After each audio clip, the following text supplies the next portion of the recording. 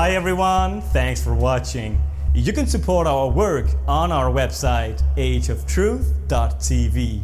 And please like our videos, subscribe to our channels on YouTube, BitChute and Brighteon. And remember to hit the bell for notifications. And follow us on Instagram and Facebook. To be sure not to miss any of our shows, you can sign up for our newsletter on our website, ageoftruth.tv.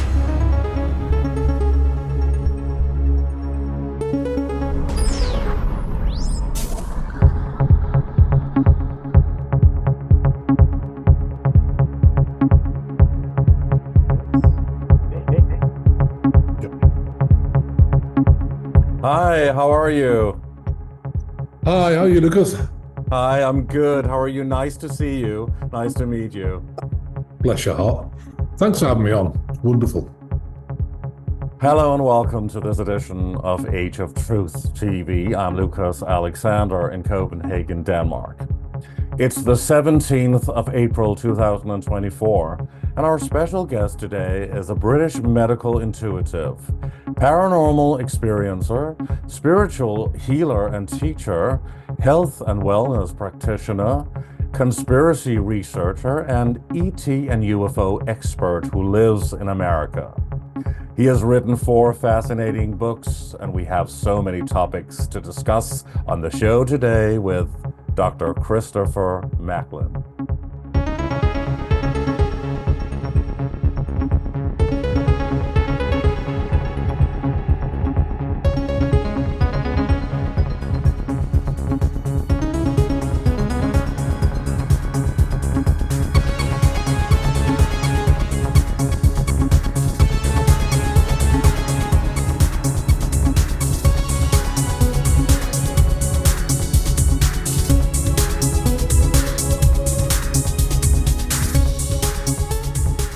Good evening from Copenhagen, Denmark, and hello to all of our viewers on Age of Truth TV. Please like our videos, subscribe to our channel, and hit the bell for notifications. We have a fascinating and wonderful show for you today with a great gentleman from Britain who has been living in America for years. He has so much to talk about. He has written 4 fascinating books. And he's doing a lot, as I said in my introduction. So without further ado, let's go to Branson, Missouri, and meet Dr. Christopher Macklin. Thank you so much for being on with us today. Bless you. Thanks, bless you. Thanks, Lucas. It's wonderful to be here. Wonderful to be here, bless you.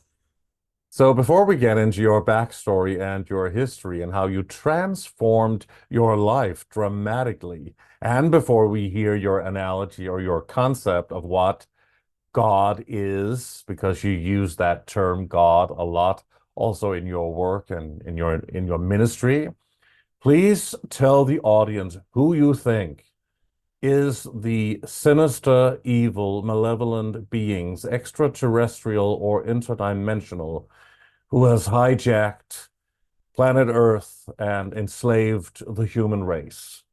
Yeah, it's really interesting. There's a number of them. There's the Grey Reticuli, there's Anunnaki, Draconians, luciferians, all of course connected to the Vatican. That tells you everything you need to know.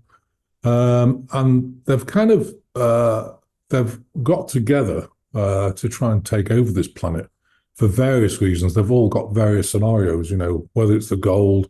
For the Grey Reticuli, they destroyed their planet, so they came down here and want to try and take over this one.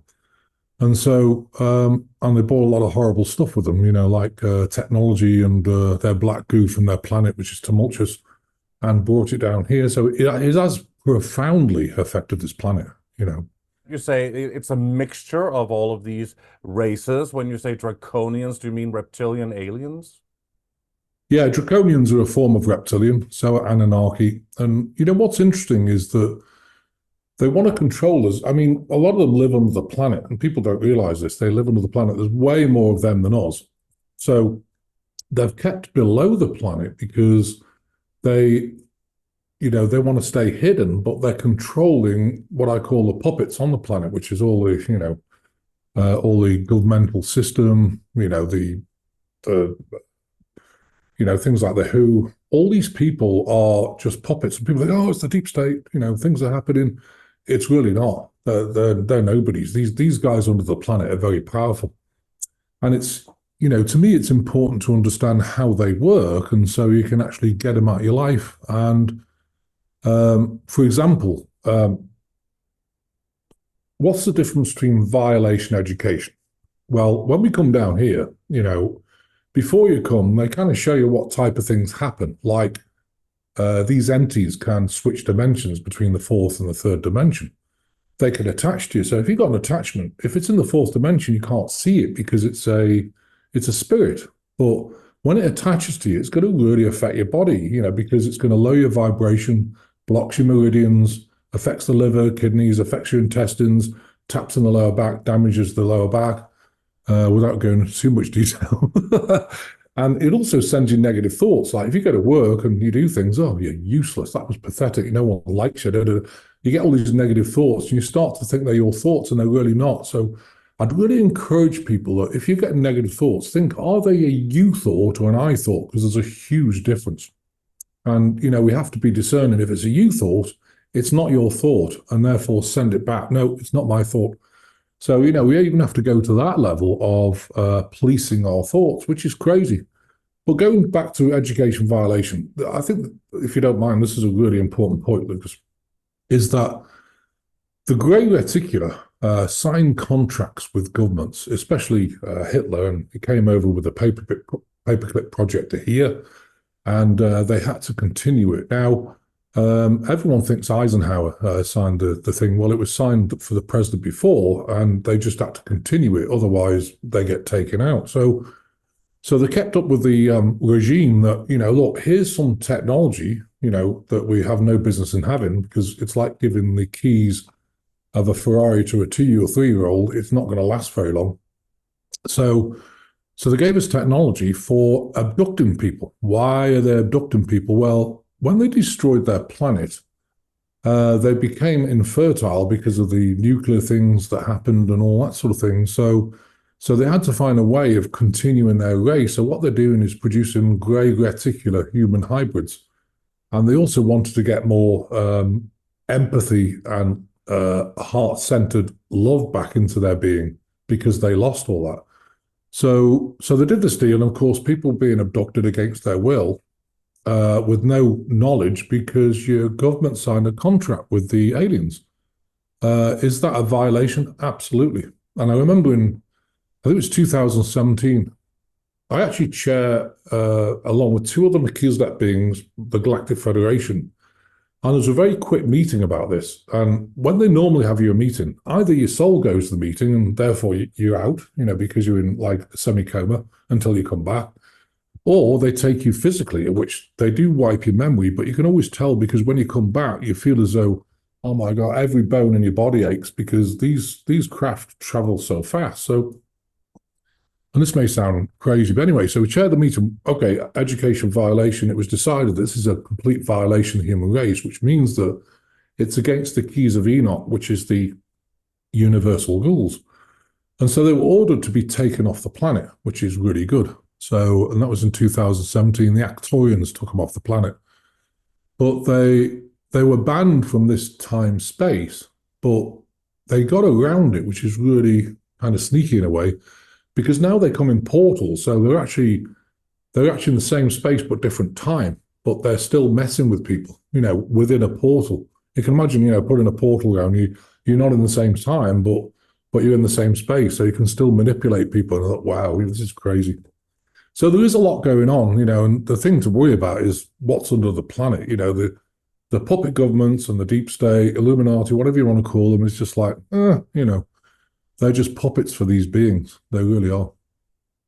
But when you're saying that they are operating underneath the earth in one way or the other, is that Agartha and the inner earth civilizations underneath the earth with an inner sun and all of that? Absolutely. Oh, yeah, absolutely. It's exactly that. But what's interesting is that they want to come on top of the planet. Now, that wouldn't really be a very good idea, because we are fodder to them. These guys eat people, they eat anything. So they've negotiated to keep them down if they feed them, and I'm sure you probably know what they feed them with. But what they're trying to do is get them on top of the planet, because they're the masters. They're not just puppets; they're masters. That's the equivalent of, or the real version of Eden in a way, that it's beautiful and high-tech technology, the power of the mind, that you're able to move things, and some really, let's say, serene beings are in there. So, but you're talking about these Grey Zeta Reticuli, or Reticuli, yeah, who are or they? the Anunnaki. Are they the reptilians in your opinion, or are they the Greys, the Greys that we know from No, they're the Greys. Yeah, the and reptilians really are people like the Anunnaki, Draconians, and Luciferians.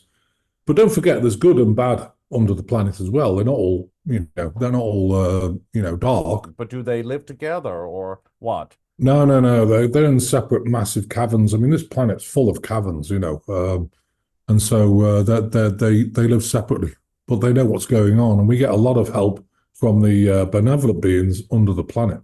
So.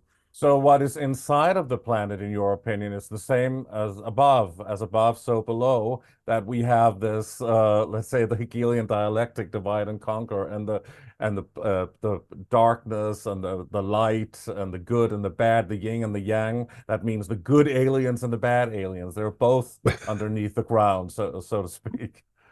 Absolutely. I mean, the benevolent beings like, for example, Pleiadians, Arcturians, Lemurians, Atlantarians are below the planet, but the rest of them, what have we got? Andromedans, Lyrans, they're all in different star, factors, and also in different dimensions. I mean, but they're here to help us, and they're actually around a lot at the moment. Are those the same beings that are behind the long-term Illuminati agenda to enslave humanity and the population on planet Earth through mind control, indoctrination, the educational system, and those who are behind the orchestration and implementation of the New World Order? Absolutely. And, you've got to remember that these beings, they're reptilian hybrids. I mean, reptilians can shapeshift from the fourth to fifth dimension into human form, which is really interesting. You can always tell because, when someone comes up to you and they're a reptilian shapeshifter, you can feel the negative energy. You think, wow, there's something about, and they've got no empathy. These things are just after power. They're not even interested in money. They're after power. They're after control. But they could also be psychopaths. Well, there's a couple of examples. I mean, if you look at reptilian hybrids, they're actually engineered to look human, but they're reptilian. So they are negative. They have no empathy. They're all about power, control, psychopath. Now, the other thing interesting as well is that you can get normal human beings where one of these beings switches dimensions and attaches to them. So you've got an attachment and it takes over them, takes over the body.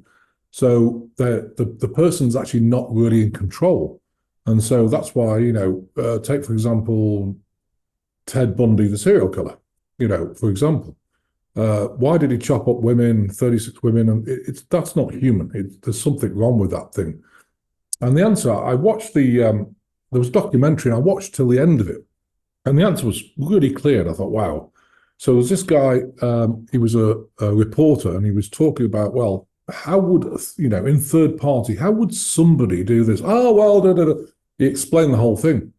When he said, how did you do it? His eyes went black and he got really aggressive, which means that he was completely possessed by a draconian, and that just shows that, people aren't in control of their body when they've got complete possession. I mean, we'll deal with this all the time, removing entities from people and things like this, because once you've got rid of them, you can get back to your sovereign being again, little by little. But, it takes a little work because you really have to raise your vibration. Otherwise, they'll reattach. And that's why we use a lot of, I don't like the word prayer. I prefer the word map of intent, where, we create a map of intent to put a field around you.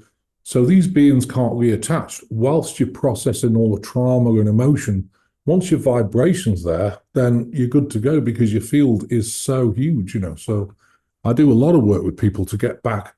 I don't believe in gurus, Lucas, I believe you are your own guru. You know, I'm my own guru. So are you. I can tell. But it takes a lot of work to get that power back, you know, and get out there doing things with no fear. And you know, we all suffer trauma. You know, I'm sure you've had trauma in your life. I certainly have.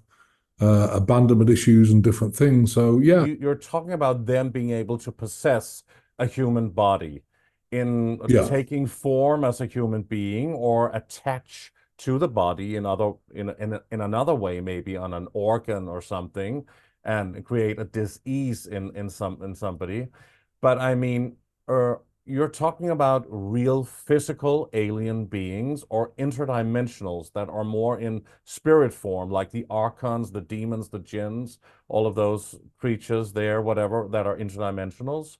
But you just mentioned the Greys, the Reptilians, Anunnaki, and all that. How can they possess a human body? They're They physical. can, they used Yes. to. Well, they can again switch dimensions. Anunnaki, you know, if you saw an Anunnaki, it looks a little bit like a velociraptor. And when it's switching this dimension, you know, you can see it physically. I remember a radio host, this is really interesting. His wife was teeny tiny, like 5 foot something, and he was a big guy, you know.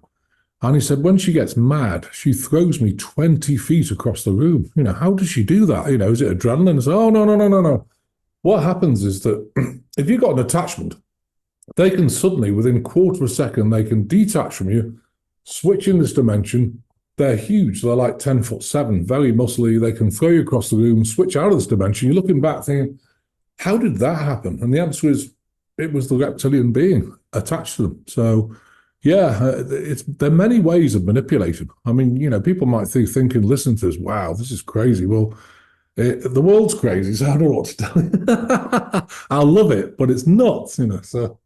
Yeah, it certainly is. And we also want to get into that, because how can we be hijacked on this planet and be on a prison planet if God is steering all of that? But that's a question for later.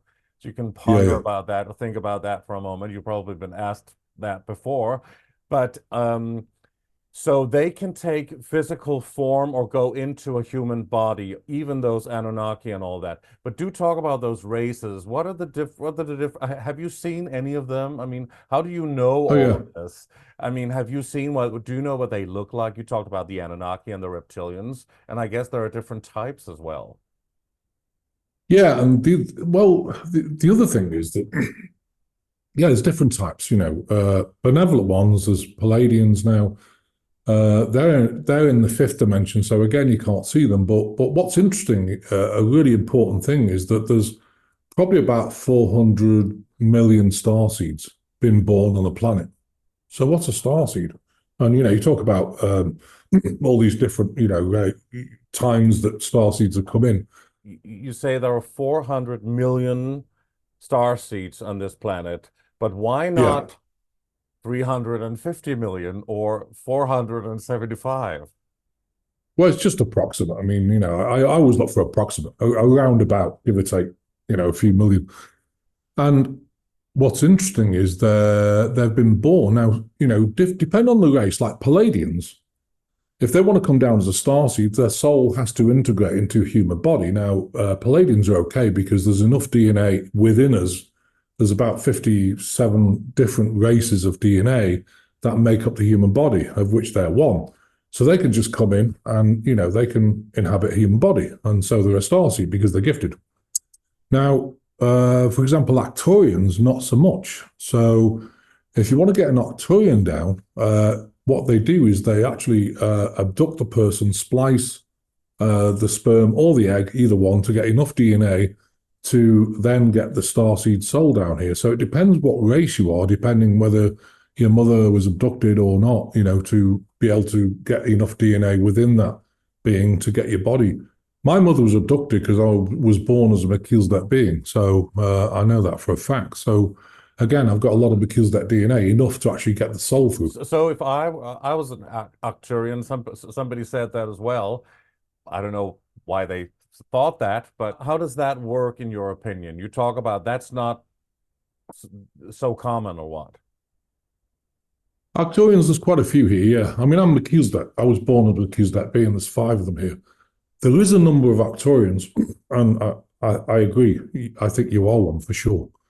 But, because what's interesting is that, people say, well, how do I know I'm a starseed? Well, first of all, you don't, how many times do I do healings on people? We work on about 2,000 people a week. And, when you get a new person, they say, I think God dropped me off at the wrong planet, or, I don't fit in. Well, don't even try, because, the problem is you're very different. So the normal human behavior, like narcissism, passive aggressive, all this sort of thing, and talking about people behind their backs, not interested in that. We're interested in real things that make a difference, and I think that's really important. So I encourage people, if you feel really different, like I don't fit on this planet, don't even try. What you need to do is step out of the matrix, create a life for yourself with like-minded people, of which will be very few, and just have some fun. But, once you've raised your vibration, you can step out and do things in the world, really important. I certainly don't fit in, and neither do you. But we're finding our own place here on this planet, which is amazing, and also wonderfully fun in a great way if you connect with wonderful people, which I think everybody should really do and select, which is important, and not be in a toxic environment, certainly. But how does that work in terms of if we are connected to those star constellations and this being? What is describe an Arcturian? Well, Arcturians, it's interesting because, like I say, I work closely with the Arcturians, but I'm not Arcturian. But I work very closely because the Melchizedek beings, and I would like to talk a bit about the project we're doing, but the Arcturians are in the 7th and the 12th dimension. So if you're born as an Arcturian, how do you connect to them? Well, it's really interesting because when I connected to my Melchizedek realm, the Melchizedek beings, when I went bankrupt, I started meditating, hours, nothing happened. And then next day, 4 hours meditating, nothing happened. Got to about 2 weeks, nothing happened. I said to them, well, I'm continuing this, and whenever you're ready, connect with me. It took about, I think, 6 weeks before they started connecting. Now, it might sound brutal, but they don't want to waste their time with people who aren't committed. So they want to see a commitment. And at 1 second to 12, yeah, okay, let's connect. And crazy things happen. You get downloads. You just know things. I could do some extraordinary things as well. Some crazy stuff happened. They showed me my past lives. And, this all happened within about 3 or 4 weeks. Especially in Belize. And then after that, I realized, right, it's time to change my whole life. And then, I just really focused on Melchizedek beings and realized that I'd done healings in the past. So I think that's my gift. That's what I should do now. And I love it. And I encourage anyone, everyone's got a gift, a God gift in quotes, I think. But before we go into that whole backstory, which is great, do you know what they look like, the Arcturians, and why not a Nordic? Aren't they supposed to be really nice as well? And the Lyrans or the Lyrans, the Pleiadians? Lyrans, yeah. What are the differences? What are the differences between these benevolent ones, right? Well, they just look different. I mean, Lyrans are like cat people. So, and they had a war, planet, tried to destroy it. They're here to help. They look, more or less like cat people, if you can imagine that. The Arcturians are very tall, muscly, very muscly, and they're also blue in color. Andromedans, blue in color. Pleiadians, they're very fair. They normally have like blonde hair. They all look completely different. Are they the ones they call the Nordics, the Pleiadians, then? Yeah. You get Absolutely. A lot of them, or a version of them, here in Denmark and in Sweden and Norway, our neighbors here.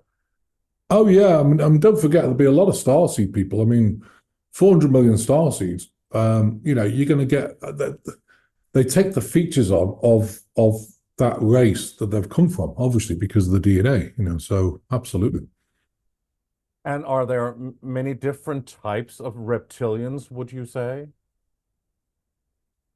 Well, the main ones who are affecting the planet are, those ones I mentioned, which is Draconians. They're very dark. If they attach to you, you can get sick real quick, really quickly, and really depressed to suicide. So very important to take care of them.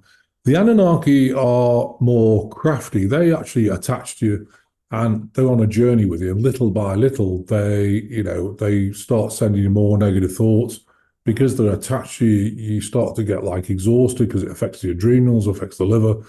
The Luciferians are very snarly. They're the ones I think that Jesus called demonic entities, because and I love Jesus' teachings, but of course I'm not a Christian. But I think they're the ones that Jesus, because when you actually remove them, they can talk the body or speak through your voice box in a snarly voice. So they're kind of quite crazy. I remember going to an expo, and this lady had the most Luciferians I've ever seen attached to somebody, 57. And I get taken one out, she's contorted about, and then, oh, gone. Next one, gone. After 57, people got freaked out and they go, oh my God, what was that? I said, oh, it's just a lot of entities. And we cleared it completely. My God. So the Luciferians are not just those Catholics working for the Vatican. No. Oh, yeah.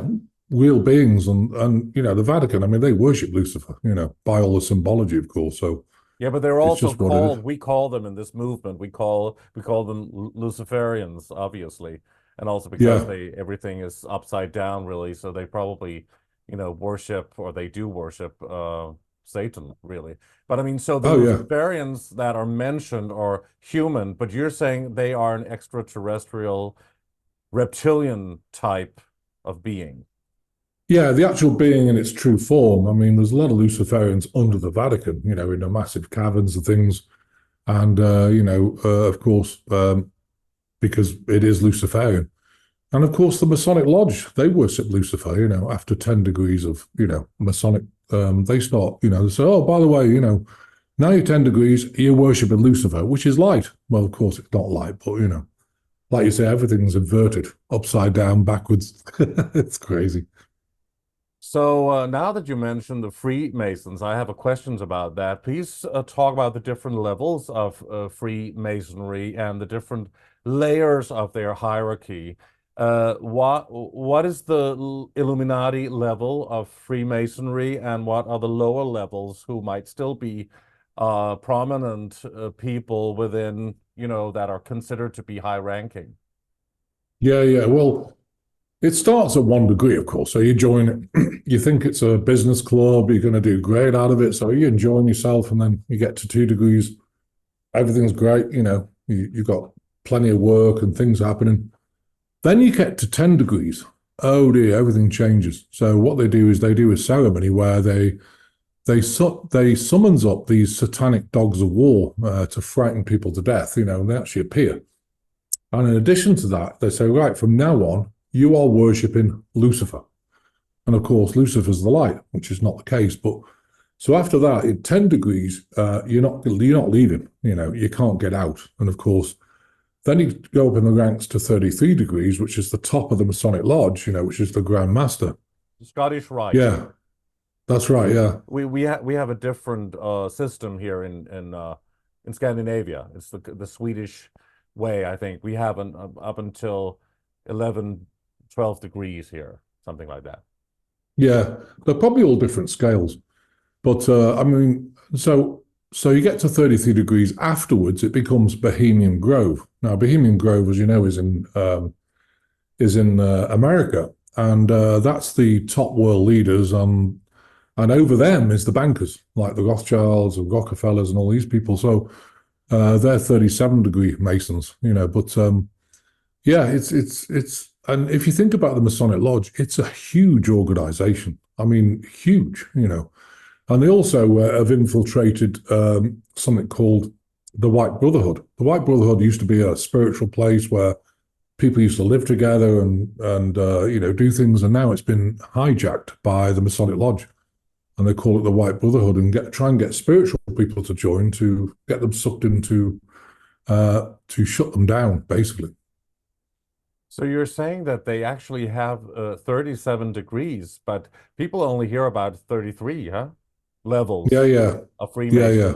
But so those beyond the 33rd degree are Illuminati level, or can you be chosen to become a member of the Illuminati on a lower degree? of Freemasonry? No, I mean normally it's all run by the Illuminati, but I think if you want to be amongst the elites, then you have to be chosen and get up to 33 degrees. But So most people are not chosen.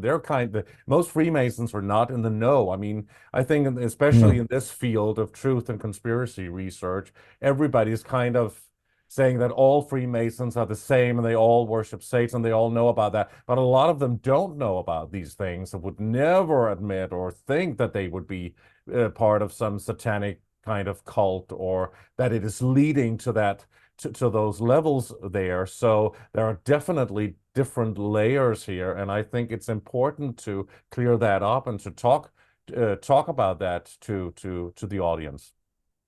Absolutely. I mean, like I said, up to 10 degrees, you have no idea. If you're a Christian, Muslim, it doesn't matter. You go to church, you go to mosque, whatever you're doing, and you never know that you're in a satanic organization. And they're I mean, don't forget, different levels meet, depending on how high ranked you are, meet at different times. So the lower level people normally go to the general meetings where you're having dinner and everyone's discussing business and everything else. You're right, you have no idea, And when I come across people, I came across a guy a couple of weeks ago and he said, I was talking about the Masons and I said, if you worship a Lucifer yet? He goes, what's that? I said, oh, what level are you? He said, oh, about 3. I said, well, I'd really think carefully about whether you want to actually pursue it or not. Up to you, but I told him a little bit about it. He goes, wow, okay, I think I better leave. And I said, to keep your soul intact and, for your heart, I really would. So you can't get out of it, or what? I mean, what do you know anything about that?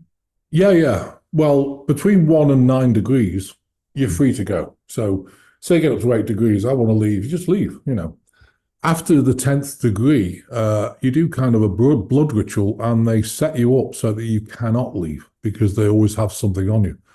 And, believe you me, they do some crazy stuff. They'll take people out. All the judges are part of it, all the police force.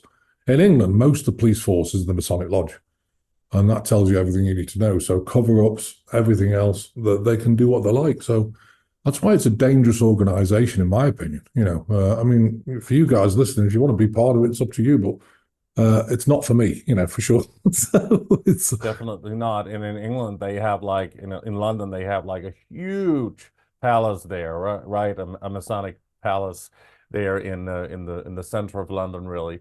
But I mean, what is going on at those rituals at that level you're talking about? Please talk about that. Well, there's blood rituals. I don't want to scare people, so let's just call it blood rituals. We've talked about everything sacrifice. on this channel. Oh, it's okay. Discussed it all. So go for it, my dear doctor. Well, I've dealt with a number of Illuminati, what I call fallout children, where people get older, they've been abused up to the wazoo. Some of the things I've heard of, brought tears to my eyes, and luckily they haven't been able to see me. But for example, I'll give you one example. They'll give you a child or something, and you literally have to sacrifice. You have to cut them, and they drink the blood and all this sort of thing, and it's all about sacrifice. And it's interesting, well, it's not interesting, it's really sad, but everyone goes through that, and they photograph it so that you're locked in. You're not leaving, after 10 degrees. And if you try and leave, they'll go around and warn you a couple of times, and then bang, they'll take you out.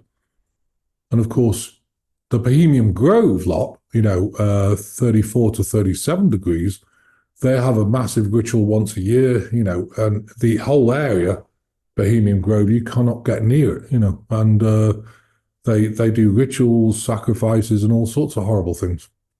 But that's happening everywhere. Look at the monarchy of England.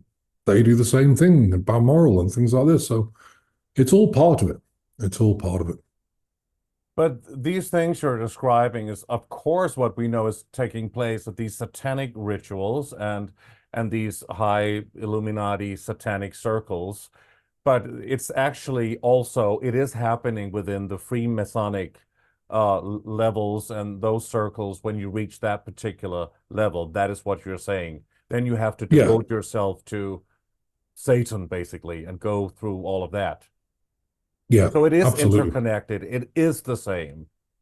Oh, it is the same. It's just, they call it Bohemian Grove. It's just another name for 34 to 37 degree Masons. And the 37 degree people are the big bankers. Do you think that the Bohemian Grove is really the worst place? Because we hear that a lot of, let's say, politicians, not too high ranking, well, maybe they are, but I mean, they might not be in politics forever.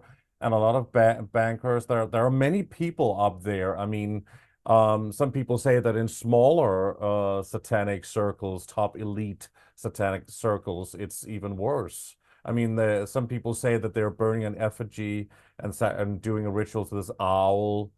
Uh, yeah. What Oh, do you know about absolutely. that? Yeah, it's really bad. And they sacrifice people there as well. I mean, it's interesting because part of our mission is we do a God, in quotes, ritual once every 120 days. And we get as many people online. If people want to, join, please feel free. The next one, I think, is in June. And what we do is we call out, it takes about 2 hours, we call out all the satanic, things like the big pharma, big tech, Masonic Lodge, hospitals, doctors, all the people who are going against humanity. And what we do is bring them before God for justice in any way that God knows how, and release them to God with unconditional love and forgiveness.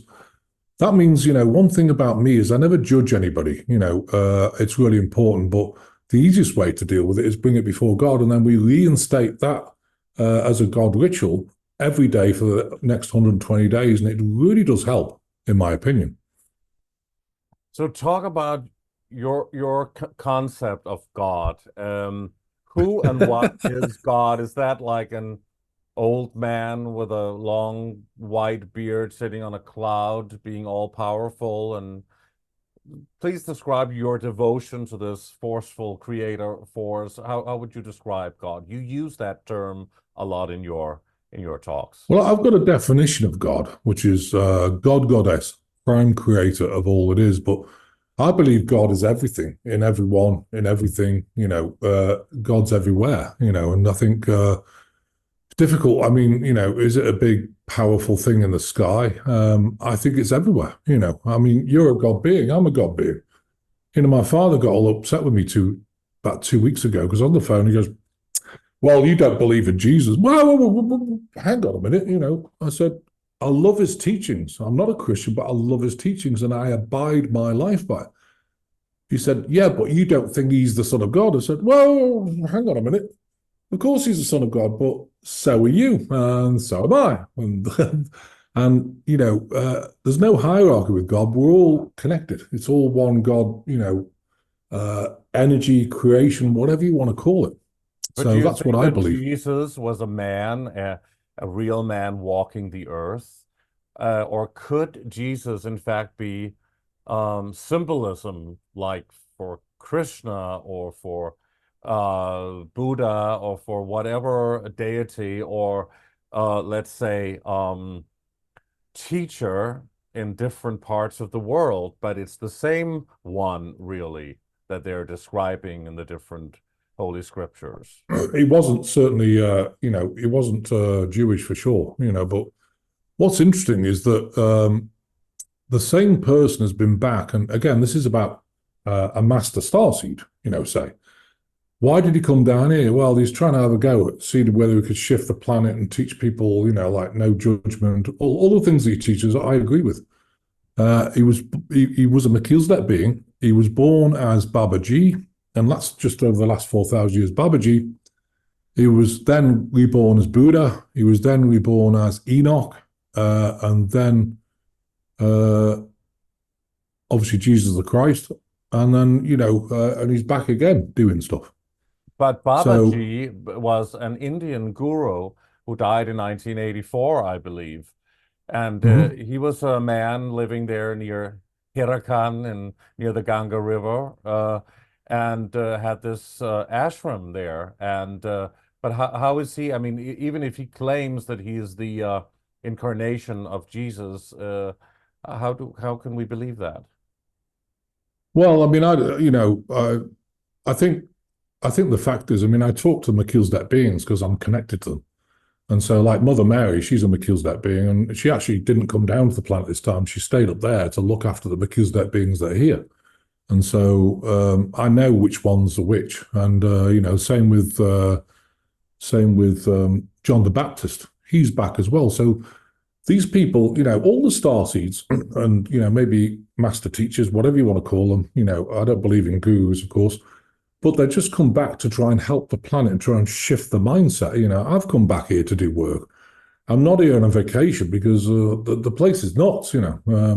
I can think of better vacations to go on this. Somebody like Babaji was gathering a lot of, let's say, European and American Westerners, some New Agers who wanted to worship him as a guru. There may be some wonderful things in his teachings, but I mean, it was still on that guru level, and the days of the gurus are over, right? Oh yeah, I think so. Yeah, but I mean, I don't believe in gurus. Like I say, I believe I'm a facilitator to help people get back to their guru self. But it's like Enoch. Enoch was born, same soul as Jesus the Christ. He understood the universal laws, of which there's about 70 odd. And, for example, free will. So, that goes to the starseed thing. Why have we got starseeds here? Well, Prime Creator created this whole third dimensional world as a classroom. And even Prime Creator can't get involved without saying, hey, guys, we need some help down here. And that's why the starseeds are born, to understand how to pull the help, because that's another story, So these beings that are communicating with you and telling you different things, how did all that come about? I mean, please now let's go into your backstory and your history, because you were actually you talk about being re-empowered in your life, and your life took a dramatic turn. You were quite successful and earning quite a lot of money and trying to please your generally dissatisfied and down-putting father. And you suddenly discovered your own spiritual being, powers there, and change. Please take us through some of that and talk about this empowerment of yourself, which could be very inspirational for a lot of people. Well, I'll go back to when I was born. I mean, I was born as a Melchizedek being. Again, starseed, another type of starseed. And they knew I was being born. So as soon as I was born, 2 days after, I had 8 strokes and I was in hospital for a year. Then what happened is I came out, and then at the age of 4, I burnt my back so badly, I was in hospital for another year. And different things happened. 289 times they tried to take us out. And I've seen them, I've been there, especially in India. But anyway, so going forward, so you move forward, and of course, the age of 4, I saw my first Anunnaki. I didn't know what it was then. It just looked like a reptilian thing. Like, Dad, there's a reptile in the corner of my room, and it was like 10'7" tall, and I felt it. It was dark as anything. And Dad, and he looks and, what? What's the matter? There's a reptilian there. Oh no, it's just a bad dream, and it was there, and I can see through the veil. So I realized, you were seeing a reptilian standing in front of you in your room, in your bedroom, or what? Yeah. How did that even happen? And how did you experience that as a 4-year-old? Well, it just appeared, and I was terrified. Like, this dinosaur-looking thing, 10'7" tall, at the age of 4. Like, what's this? But anyway, weren't you totally frightened? Oh yeah, totally frightened. But it was funny. I found it in his strength. He said, look, go back to sleep. And I was looking at it through the corner. It was still there, And so I mustered my mind, said, get out of my bedroom. It went. I thought, oh, that worked. And so when I saw them again, I kept doing that, and they disappeared, because universal law, if you command it to leave, it has to leave. So, and then, of course, at the same time, I was seeing craft in the sky. Like, Dad, there's a flying saucer. And he goes, where? There's no flying saucers. And I can see these things, through the veil, because sometimes they cloak themselves so you can't see them. But I can see, anyway. So it depends on your frequency, who can see it and who can see these beings and the UFOs and who cannot. Yeah. So if your father was standing next to you, he could not see it, but you could see it. Yeah. And again, he just, oh, you've got a great imagination, darling. Da, da, da. I was like, okay. And Have in you the end, ever been in the presence of somebody who was standing next to you who could see the same thing as you could see? yeah, my son actually in England, yeah, he saw it. And and I went to a ranch. This is just one quick story. I went to a ranch because what was happening is it was a horse sanctuary in Arizona, and what would happen is the guy would wake up and one of the horses was in complete bits, dead in bits, half eaten, and all this sort of thing. He was so upset. He said, "Look, can you come out?" So I travelled over there, and what was happening is like a portal would open, and these grey reticuli would come out, eat the horse, and then disappear. So I decided I want to shut down this portal. So I spent about 48 hours messing with the portal, putting keys in my mind to open it up. Eventually I got it. There was a sonic boom and it opened up. And what was interesting, at the same time, the Melchizedek beings are protected by the Arcturians, what Enoch called watchers. And these three craft, Arcturian craft, actually physically appeared about half a mile away in the sky, and they were flying like behind each other, to one, then to three, and then to one. And they sat there for about 45 minutes, and I figured out how to shut it down. As soon as I shut it down, they went. And I remember talking to them through telepathy, and I said, "Why are you guys here?" And they said, "Well, we know what you're like. You're too cavalier. I don't want you to do something stupid, Because if a portal was open, I'd be off in it. Let's have a go, and then you can get lost." So but actually, the portal this time opened about 300 feet above the ground, and things were dropping out of it. It was amazing to watch. So when you were communicating with them telepathically, did you ask them where they were from, Arcturians or Yeah, whatever, Arcturians. or did you know them by sight? No, no, I asked them, because they're on a craft. I just said, "Are you guys our watchers?" And they go, "Yeah." "Are you Arcturians?" "Yes." And so, and so anyway, as soon as the portal was closed, they disappeared. What was interesting is that when the portal first opened and the craft were there, the military helicopters started coming out and flying around them, way around them, thinking, "What do we do with these guys?" And it was amazing. So they were CIA or something, or deep state helicopters, military? Military, yeah. Well, they were black helicopters. Of course, it's half a mile away. You can't see them that well, but they were just flying around, thinking, "What do we do with these?" And then, of course, as soon as we shut the portal, they disappeared. So So, what yeah. you experienced with these greys eating the horses is a bit similar to what Linda Moulton Howe talks about with the cows, right? Yeah, absolutely. Yeah. Oh, yeah. And this guy was really upset. And he's actually since passed, bless him. But it was, yeah, Arizona, Stardust Ranch. So, So that was while you were still living in America, and you've been living there for quite a long time. So it's not that long ago, or when was it? about 6, 7 years ago. Yeah. I So mean, I is got to America in 2010. So, Oh, you didn't. Oh, so I thought you lived there for about 40 years. So you've been there for about 15 years or something. yeah, yeah. And I became a citizen in 2017. So, and yeah.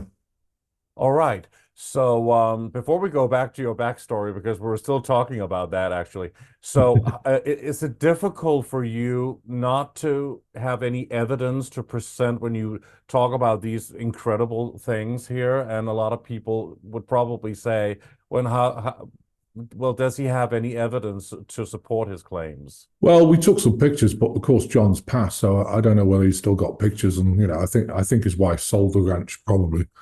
But But could you to photograph me, the aliens? yeah, you could. Yeah, we didn't though, but we photographed the craft, and we photographed the military helicopters. But I think to be honest, people either resonate with you if they don't. If they think, "Oh well, you're just a wacko," well, that's okay. I love being a wacko. But if they resonate, wow, yeah, I can see that. Yeah, And I but it's think, fine to resonate. That's great. A lot of people do that watches this show. This is what we talk about. But I mean, the interesting thing is that nobody in the ET community really, and I mean, in those circles, can really present any evidence of what these alien extraterrestrial or interdimensional beings look like if they see them. Maybe they cannot be photographed or what? Well, that's the thing, and I think people, I don't think they want to be photographed, a lot of them. I mean, yeah, the Greys are photographed. You've seen photographs from, you know, But those different are pictures military from bases. films, right? They're movie images. Yeah. Oh, yeah. But I think the other ones want to, the benevolent ones really want to just keep silent and, you know, really just do their work because, you know, it's kind of secretive. If you look at the state of the world, I'm sure, you know, the deep state and everyone else wants to take these aliens out. I know the Arcturians are very careful about coming down here. You know, they have to be very careful they don't get shot down or something because there's a battle going on. People think the battle's here. Well, it's up there, you know. We have the technology, we have craft, and they're flying around. They've reversed engineered things. So there's a big battle going on, you know, dark versus light. But wouldn't it be wonderful if those good aliens that we hear about a lot, if they would finally come here and rescue planet Earth from these bad reptilians and maybe even these insectoids, praying mantis type aliens and others that are known to be ruling us? When Oh, when yeah. are we getting that help and that support? When we really get together and start changing things, to me, you know, don't forget it's a classroom. So even these alien beings cannot get involved without us saying, hey guys, get down here. And no one's doing it that much. You know, everyone believes, well, God just fix it. Well, it doesn't work like that because it's a classroom. God can't fix it because it's free will. What they can do is get involved with different things to really help us reshape humanity. But they can't just come in and take out all the aliens because, you know, that's not what this third dimensional world is all about with the keys of Enoch. I mean, one of the keys of the universe is they have to tell you what's going on. And so they do films about, you know, different things that are going to happen in the future. They, you know, like that, what's that film with Will Smith, the zombie film, you know, and things like that.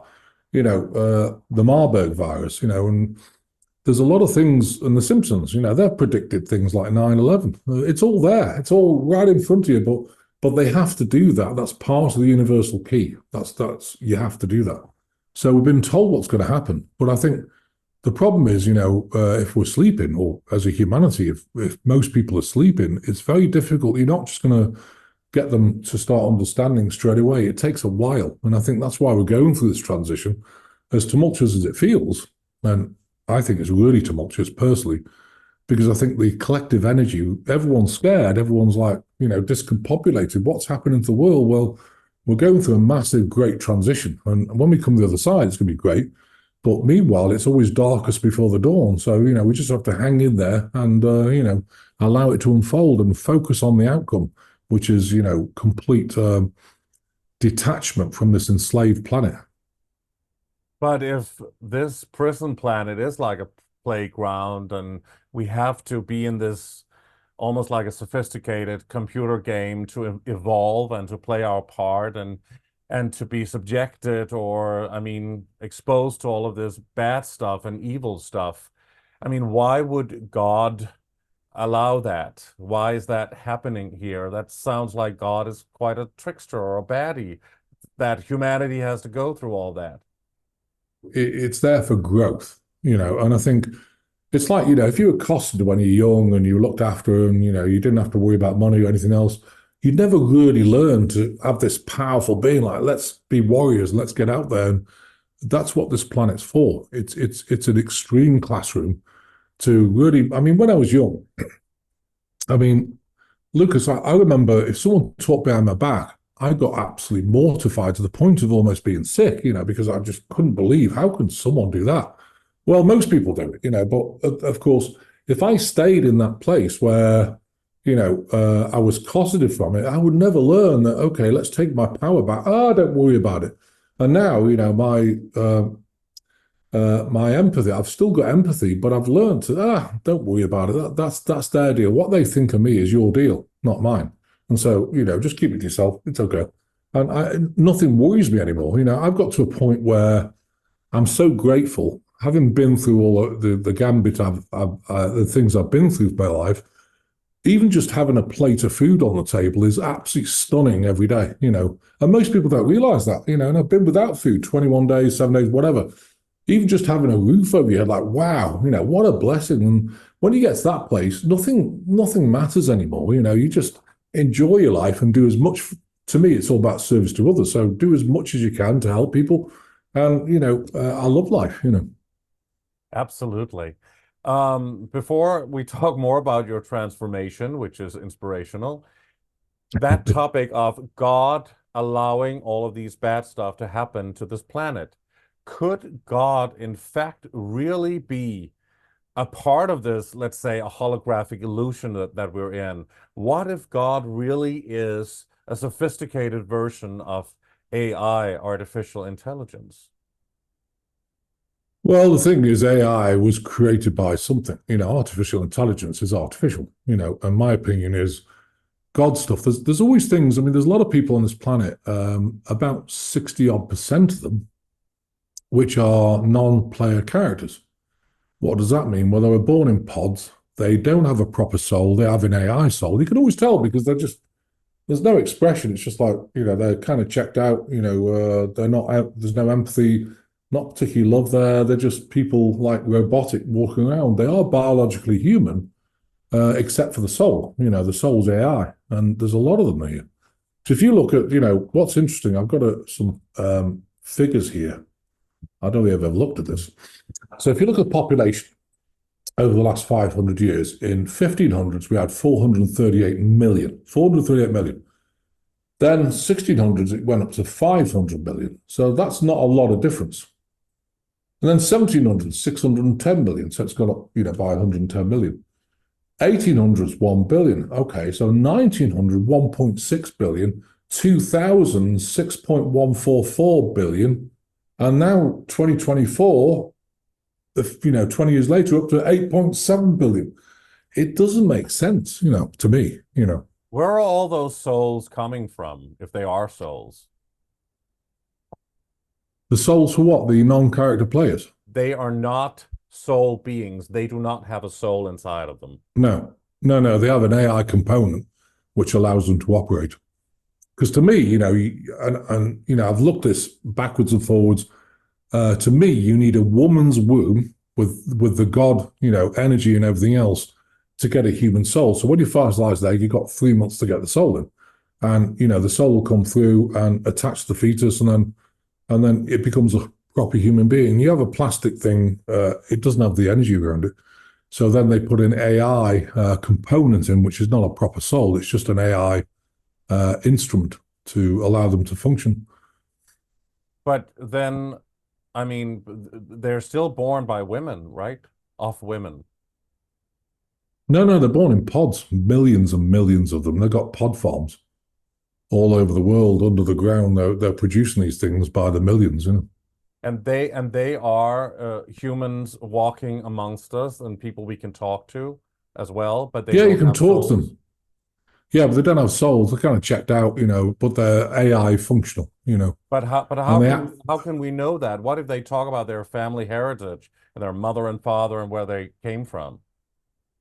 Most of them just don't talk much, actually. They don't really interact that well, And if you really look around when if you ever shopping, I mean, I don't go shopping anymore, but you can see them quite clearly. They're not really, interactive. They're kind of shut down. Probably not particularly present, and lack empathy, just very AI robotic, black and white. But couldn't they be made by a so-called all-powerful AI creator that we call God, if this is like a sophisticated computer game that we're in the Matrix? It could be, and I think it is. I mean, I view it as the Hunger Games. The Hunger Games. I view the planet, I know it's got a firmament around it. That's why people talk about flat Earth and all this sort of thing. We have a firmament around us. And part of this third dimensional world, is covered so that they can create happenings within it, and that's why, they're very careful about getting through the firmament when they send rockets up, because some rockets have crashed on the firmament. I know Elon Musk had one, and if you watch it, it just burst into, blew up and it hit the firmament. He didn't get the direction right with the holes in the firmament. So I know that's happening. And, of course, the vibration. So you do believe there is like a glass bubble? Yeah, like an energetic bubble, yeah, before the ice wall. And then I think this planet's at least 2.5 times the size of itself. But I think that a portion of it's been,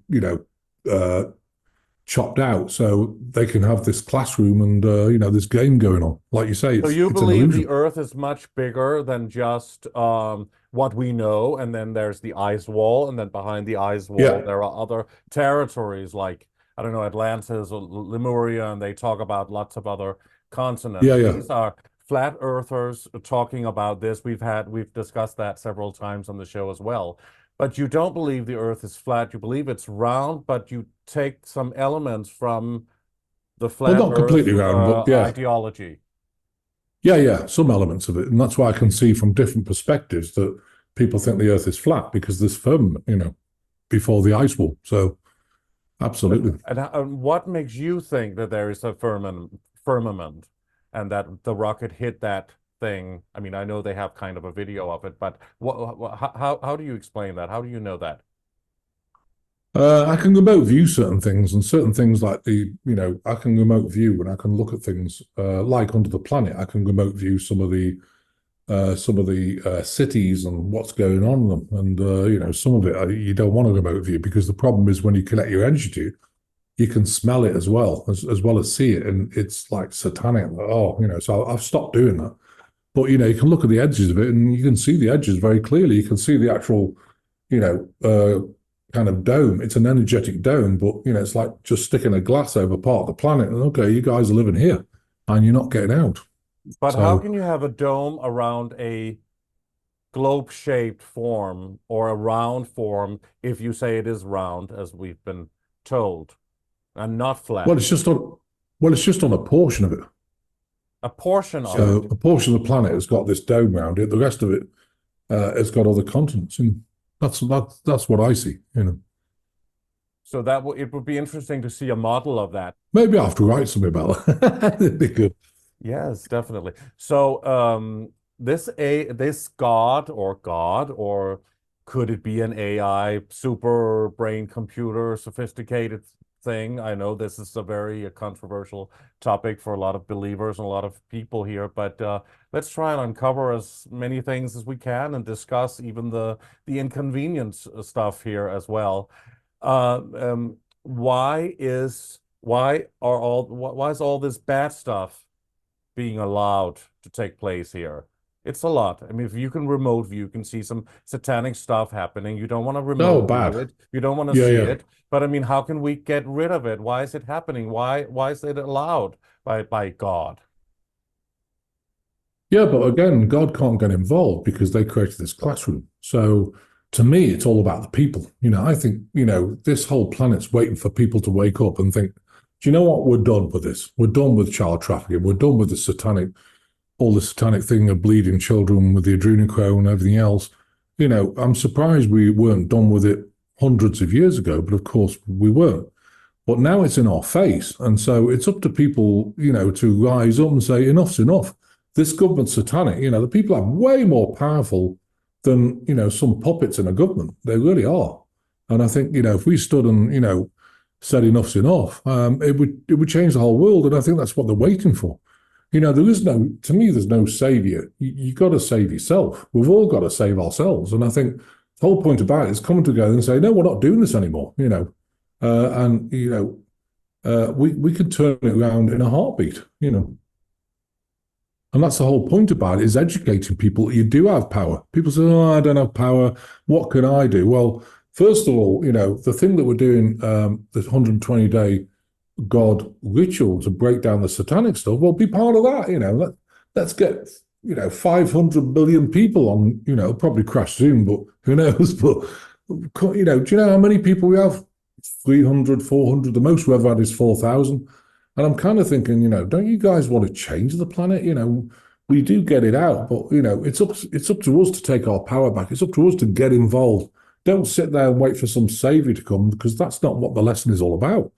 It's a lesson of us getting our power and knowing we're powerful, powerful beings. We can manifest anything. It's just that we've been suppressed for so long from fear and everything else that, and stress because of the banking system. I always laugh, when you go into a store and you've got a dollar bill, it's called a promise to pay note, a promissory note. So you go and say, look, I want a chicken. Oh, that'll be $4. Well, I'll promise to pay you $4. And then They pay their wholesaler, I promise to pay you, and they're paying the farmer, promise to pay you. Everyone's promised to pay, but no one's paying because there is no money. It's a debt instrument. It makes me laugh sometimes. How can people not see this? You know, it's a debt instrument, but they don't, you know. So even something as fundamental as that, you know, and it's interesting because the Federal Reserve, it's not a governmental thing, it's a private thing. Why should they pay taxes on it? You know, the Federal Reserve, produces like the promise to pay note. So you work and then they just give you notes, debt notes that you can go and spend, you know. It's bizarre, really. And that's why it's in so much of a mess, I think. Absolutely, totally. But you actually earned quite a lot of money, right, when you started out and you had some business going, and was it mainly because you had some difficulties with your father and he wanted you to be in a certain way, and then you went on that, you know, into that, you got a PhD, right, and you started making a lot of money before you transformed your life. Please talk about that. Well, it was interesting because I did an apprenticeship first, and when I was at school, I forget which grade or year it was, but it was, I think it was the first year I was in high school. First year, this guy called my father and said, do you realize your son's dyslexic? He goes, what's dyslexic? And figured it out. And anyway, from there, you know, and I'm severely dyslexic. You might think, well, how the heck do you write books? And I'll tell you in a minute. But anyway, so I went through school, battled it, and then, you know, then I did an apprenticeship for 4 years on fourth line repair of military aircraft, where things come back to the factory and then you repair them, send them back, and they put them back on the aircraft. And then I wanted to do a degree, you know, and I remember I was in the civil service, but RAF offered me a stipend of like £700 a year to go and do a degree. And I remember coming home really excited, wow. And my father's, God, you're too thick to get a degree. Oh, I'm going to get one. So I got one. And I remember I was really upset, and he apologized. And then I wanted to do a master's at Cranfield, which is a very well-known aeronautic college in England. And so I did a master's, too thick to get a master's. Then I did PhDs. And then, you know, I was out in the world at the time when computing was really, really new, and earned a fortune. And so I started, you know, doing things with houses, building a house portfolio up and all this sort of thing. And then in 2006, I had a great idea. Let's go build some apartments. 176 apartments in Manchester. Oh, no. So anyway, I bought the land and did some things. And then I remember the bank in 2007, the Royal Bank of Scotland phoned up and said, these apartments that are worth £220,000, they're now worth 90. You got 14 days to pay your money back. And oh, so anyway, they put a statutory demand and bankrupted me, marriage split up. And honestly, I remember going to Manchester, someone let me borrow their flat for, apartment for about a month. And I was in there, and I think I had 2 bags, you know, like Tesco's in England or Walmart here, whatever, you know, 2 bags, few pantaloons, couple of socks, that was it. And I said, okay, God, this is not funny. I've worked for 21 years and this is all I've got. And I remember this voice saying in my head, they said, it's the right time, you'll see. And I did see. It just took a while. And, you know, I went through a journey. I was living out of a car, moved around England a bit. Sometimes I stayed with people. I went to Belize, I went to India. And, you know, it was a magical time, because one thing I didn't have is any debt, because it's all gone, you know. Didn't have any money, but no debt. And it was very liberating. And then from that, you know, I came over here and did a teaching, and it was really successful. It was actually in Branson, Missouri, you know, the first time I ever came here. And this lady let me stay with her for a bit. And then I kept coming back, you know, and then going to, you know, small expos, big expos. 2010, they said, you know, they've got this thing, well, build it, they'll come. So I got an office, opened it, 3 months, nobody's here. What's the build it, they'll come thing going on? Anyway, they said, it's within, get out there. Oh, okay. So I went to, the first place I went to was a small, you know, these little like spirit fairs where you go there, you hire a table for $100 or whatever. And I went there and people were just queuing up to see me. I thought, but how do they know I'm any good at healing? You know, it's about the energy. Anyway, I did the healings, and Really enjoyed that, earned some money, and I just went for slightly bigger ones until I got to the big expos, and I traveled all over different spiritual churches. And, it's got me to where I am today, which was working on a lot of people, and I love it. The thing is, Lucas, to me, I'd really, really encourage people to find that God passion. You can do something where you don't even have to try. You just do it. You know what I mean? I mean, healing is mine. But some people like art, they can do a painting and wow, that's amazing. And that's healing also because it's got energy in it. Sculpturing, cooking, some chefs can make amazing things out of absolutely nothing. I'm not a chef, but I love cooking. So I really encourage people, that burning passion, it gives you a reason to get up in the morning. And I think it's really important to find. I mean, I asked God one day, I said, will I ever retire? Nope, you're going to work till you croak. I said, okay, that's okay. Because I love it. It's not work. I mean, I was 62 last week. And, I did ask for discount. I said, can I have 30 years off? I said, yeah, just this year. Okay, so I'm 32.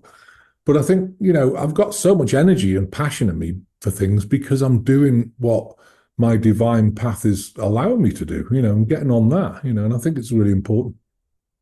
So what does your father is still alive? I mean, that's quite amazing at 62, right? I mean, if you are... Oh, yeah, he's actually 90 on the 1st of May. What's interesting is that I started to set really strict boundaries, and I think it was 3 years ago, I had a conversation which was completely passive-aggressive, narcissistic, and it was actually Easter Sunday, and I was really upset by this. So I thought, okay, and so I excused myself from Mandy's family, of which Mandy's father was still alive then, and I said, guys, I've got to go back. I've got to think about this. And I sat there for a while, and I crafted a very careful message on WhatsApp to him, and I was honest. I just said, look, I've been thinking about this conversation. It's passive-aggressive, narcissistic, da da da. And I said, when we were younger, you abused us. And I said, this is not okay. I don't want to speak to you for a while. And I sent that to him. It really hit a nerve, and he was very depressed for a bit. But what happened is that driving that stake in that and setting that boundary actually shifted him round. And now he's actually pretty pleasant. I mean, wow, that's amazing. So, well, you have to have the courage to set boundaries. But were you abused though? Well, he used to hit us a lot, like throw you across the room and smack his fist on the table and get angry, like, yeah, we're done. And, we used to be terrified of him.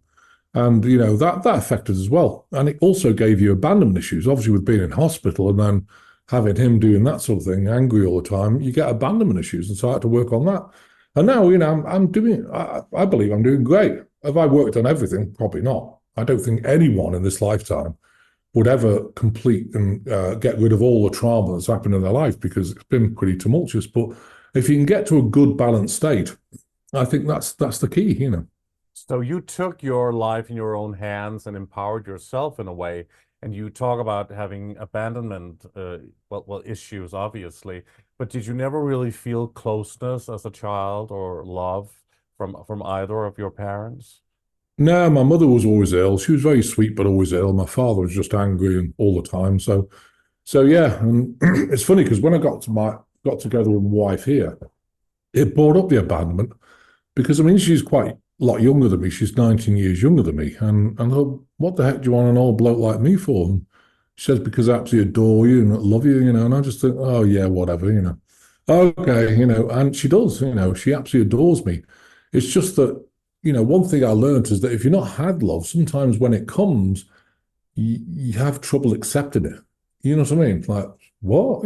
Why would you love me? And the answer is because I think I'm a good person, but sometimes you don't realize that, and I think that goes for everyone. When you find someone actually adores you, don't just think it might be someone trying to take your money or anything else. It is real, and we have a great marriage and a great life, That's wonderful to hear, and it's wonderful to see how life can change for the better. But how is your relationship with your own son? Were you able to give him love then? Yeah, I was. The marriage split up, but I've always had him, and he's always, we've always been pretty close, and it's been great, yeah. And he did see things. Whether he sees them now, sometimes, if people have got gifts, if they don't really use them, they start to fade away for a bit until you shift your life back. And, I'm hoping he shifts his life back in the future. Who knows, I mean, I remember, I had some top corporate jobs. I worked for Philips Consumer Electronics in Eindhoven. And, I was working with some top people, and I was looking around thinking, is this it? There's got to be more than this. And top of Marconi, they were doing flight control systems. I worked for part of the British Aerospace Eurofighter project doing flight control systems. And, I was thinking, everyone goes, oh my God, that must be amazing.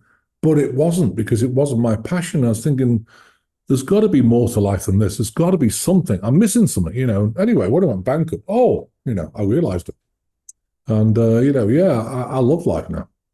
So how did you create your business there? And you're offering a lot of courses to people, and it's quite successful there in Missouri, right? I mean, suddenly you changed everything and your place in the world in the Midwest, really.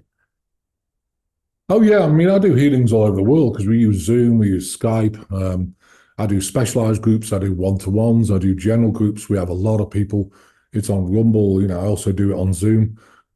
And healing works perfectly through an online. That can be an online service. It does not have to be like hands-on healing, or you don't have to be in the presence of somebody. No, I use portal systems. So what we do is put them from the ultimate dimension in a portal, and then it allows the Melchizedek beings to come down and actually do psychic surgery, and we can give them energies, we can take out entities and all this sort of thing. So yeah, I mean, I don't do people in person. I think I just lost trust a little way along the line that, I prefer to do it over Skype or over Zoom, and then you're protected. You know what I mean? Because it's just, when you're successful, sometimes people try and stir up stuff to take advantage, and I don't want that. So, when you're sitting here, you're well protected because you're like 300 miles away, 4,000 miles away. And, and it works well as well. And people love it.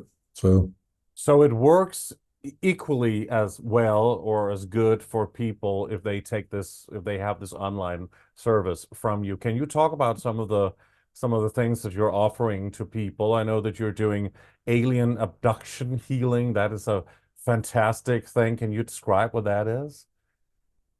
Well, when you've been abducted, I remember a lady in Florida, just for example, and she was in tears, and a pastor from Unity Church phoned me up here. And she said, can you help us? I said, yeah, okay. So I was going out there. So I met her, and she had portals in her house. And what had happened is the Greys had abducted her. And then when she came back, she felt like she'd been raped because, they were taking her eggs out of her ovaries and everything else. So she had pain, and so, I did some healing on that, and then did some heart chakra releases, and turned it around. She became a powerful being. Illuminati Fallout children, we work with them. Are you talking about MK Ultra mind controlled victims? Yeah. Montauk program. Satanic ritual abused victims that were under these Illuminati circles and satanic rituals?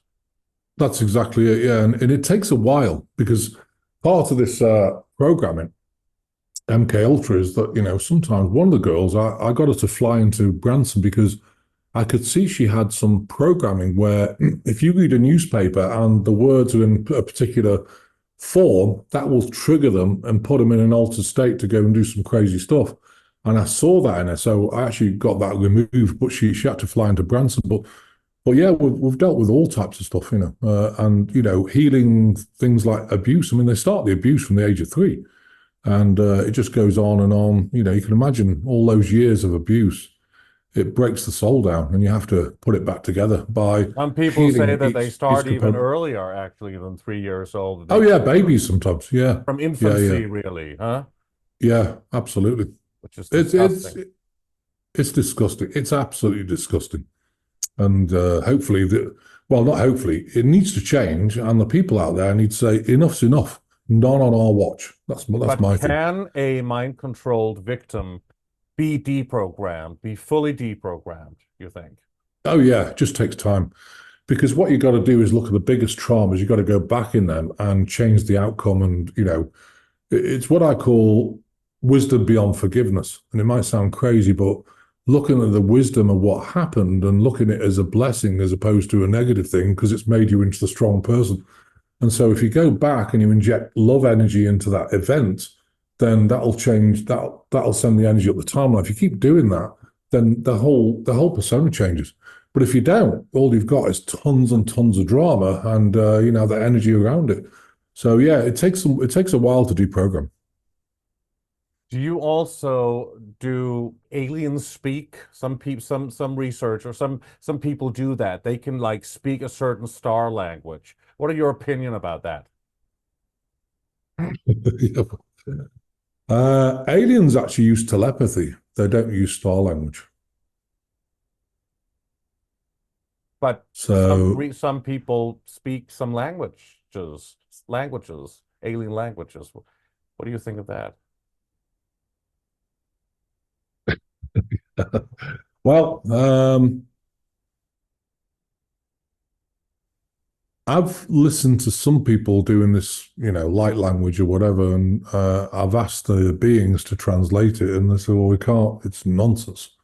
So some of it's okay, but some of it's not. Now, there is a lady who was in India who kind of did light language, more like frequencies out of her mouth, and that was stunning because it was helping people with frequency vibration. But all this, some of the alien languages, again, my opinion is you've got to be discerning. Listen to it. So does that resonate with me? If it doesn't, walk away, and that goes with everything, even with me. If you think I'm talking pile of nonsense, that's okay. Everyone resonates with certain people and certain things, and they're on a particular place of their journey. But I always encourage people, use your own discernment, because what you normally feel is like, yeah, this is resonating, is true, And I think that's really important because that's your truth, of course. Absolutely. And you've written 4 books, and can you talk a little bit about the content of these books, and also what you have to offer other than, of course, the SRA healing and of course alien abductees healing. Absolutely. I mean, we've got books. I mean, one of them is a prayer book, and that's just sacred, sacred maps of intent or prayers. One is the history, truth, and healing of manufactured diseases. Personally, I think everyone should get that, because if anyone's drank Kool-Aid of any sort, like purple or whatever, it's important to understand what's happening with this nanotechnology. And it talks all about that. And it also has a solution where you can strip it out of the body. We developed a new protocol, which is a 20-week program where it splits your timeline in 2, and then you go on a path of divine alignment, complete wellness, where all that stuff, pathogens, stealth pathogens, and nanos out the body, and all the nano, stealth pathogens, and pathogens and everything is separated and locked on a timeline. So as time goes on, it strips it out the body. We've worked on about 680 people, and it's been highly successful with Morgellons and Lyme disease and things like that. We have a thing called manifesting abundant life. That's getting into space, and it just teaches about gratitude. Teaches you about how to get the mindset, policing your thoughts into positivity, and then what's the other one? Centering the mind. I think this is really important because in this day and age, the mental health of most countries is not doing so well because people are really struggling. I mean, my personal opinion is, Lucas, I used to do this job, for the last 14 years, full time. And I've never found it so more difficult as the last couple of years, especially now, because people are coming to a precipice and they're struggling, and so that's why if people want help, and we do 2 healings twice a week for an hour by donation. So if you don't have any money, you can still come on. We do it 5 p.m. Central Time and 11 a.m. That's Thursday, and 11 a.m. Central Time on Saturday. And that gives everyone the opportunity of doing a healing, and I think that's so important. And we have meditations and things like that, but the center of the mind teaches you how to really detach, set boundaries, look at different events and how to change the mind so you can get into this blissy place, like a bubble where you can enjoy your life with set boundaries. Don't have people who are going to suck the life out of you. And it talks a lot about that. And, we also have a mind series of meditations where it really works on the neurochemical balance. So there's so many things available, and if anyone wants it, it's on the website. Yeah, and please, well, before we go here, you have to mention the website and how people can contact you. But before that, what is your most important message, or do talk about certain messages that you want to give people here and the audience listening to you? Yeah, I think the biggest message is that, you may not believe it, but you are a really, really powerful being, way more powerful than these people with money. Money's just a promise to pay a note. But, start using maps of intent. I mean, we call them prayers, but God's got your back. And, whatever you want to manifest, if you think, wow, I want to manifest a new house where I want to do things, or I want to manifest an office where I can do things for people, really focus on that and don't allow any fear, and if you need help with it, come on the general groups, because we release emotion. And after a bit, once you got rid of your biggest emotions and you got rid of all the fear, you'll be a warrior and, you're God protected. You can get out there and do things. I mean, so many things have happened to me and I'm still here, and I'm doing great, and that's because my mind's set on, I'm going nowhere. No one can touch me. We're doing as much as we can for humanity. And, yeah. And, I would really focus on What that. if people are dealing with a lot of negative thoughts and bad things that are coming up in their minds all the time? Well, What would be your message for them? you've probably got an attachment. Get on the general groups and get rid of it. We can remove it. We remove them on the general groups and we give you energy. The whole point about it is to get your vibration. These beings that have got a vibration like low, if you get your vibration way above them, they can't even get near your energy field. They can't touch you. But, it just takes time because, of course, who hasn't got trauma? That would be everybody. The place is full of trauma. But if you process it and, you can get into an amazing place. I'm encouraging everyone to find that burning passion so you can leap out of bed in the morning and go, oh my God, I'm looking forward to the day. Yay. Instead of look at the world, and everyone looks at the world negative. This is a beautiful planet. And I love the planet, but not the behavior on it. And, so if we can change that behavior, then the whole thing will change. So You're also into health and wellness, but a lot of people in this movement are very into healthy living and no sex, no alcohol, no meat, no fun, basically. What are your thoughts on that? well, I hear it all the time. Love and light. I'm a service. I don't smoke, don't drink, don't have sex, don't. Well, what the heck do you do? Look, this is a tumultuous world. Let's have some fun. Do I drink beer? Yeah. Do I abuse it? No. Do I have sex? Well, you'll have to ask my wife. But, come on, guys. Let's get real. I like people to be real. All this love and light stuff is new age nonsense to me. Let's get real about doing something about things. Let's have some fun while we're down here. I'm not saying abuse drugs or anything like that, but when people abuse drugs, I work a lot on drug abuse, and truly, it's gifted people who are not doing well on this planet. They're not fitting in. So what they do is get high on something to try and check out. What we need to do is turn that around so that they can get in a vibrational place where they feel amazing without all that. And it takes a while. It takes, releasing the trauma, getting the vibrational.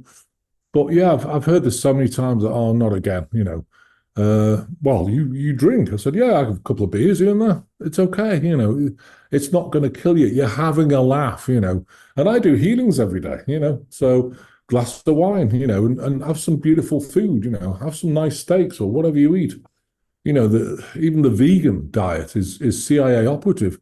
There's certain elements in meat you have to have. Otherwise, you start to get Alzheimer's because your brain starts to break down because the certain fatty acids and protein you can't get from nuts or anything else. So, and to me, it's all about balance, having fun while we're here. Absolutely. That's a really amazing and very great message, I have to say. So in Yeah, our let's rock remaining the moment, house. huh? Let's rock the house and enjoy ourselves. Bless your heart.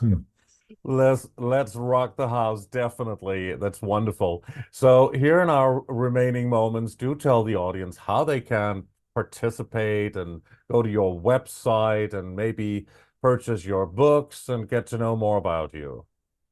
Yeah, on the website. If you go to globalenlightenmentproject.com, that's globalenlightenmentproject.com. And it's all there, you can register for the healings. You can look at the books. You can look at all the meditations. We've got a whole host of things. We do this full time. Any support would be great, but I love what I do, and we see such great changes in people. If you've drank any Kool-Aid, then it probably would be worth getting some help with that, because this stuff is pretty crazy. So. It's been wonderful having you on the show, and I hope to see you back here at some point. There's a lot more to Absolutely. discuss. We it only was a scratched blip. the surface, really, in this hour and a half, right? Oh, it's been brilliant, Lucas. So thanks for having me. Bless you. I'd love to come back. So anytime, anytime. That would be wonderful. Thank you so much for being on Age of Truth TV, Dr. Christopher Macklin. Oh, thanks, Lucas. Bless your heart. It's been wonderful. Thank you so much to Dr. Christopher Macklin, and thanks to all of you for watching Age of Truth TV. You can support us by clicking onto our website, ageoftruth.tv. And please like our videos, subscribe to our channel, and hit the bell for notifications. You can sign up for our newsletter on our website, ageoftruth.tv, as well. Please also subscribe to our alternative channels on BitChute and Brighteon. Your support is greatly appreciated and very needed. On behalf of the Age of Truth TV team, we thank you so much for watching, and we'll see you again soon.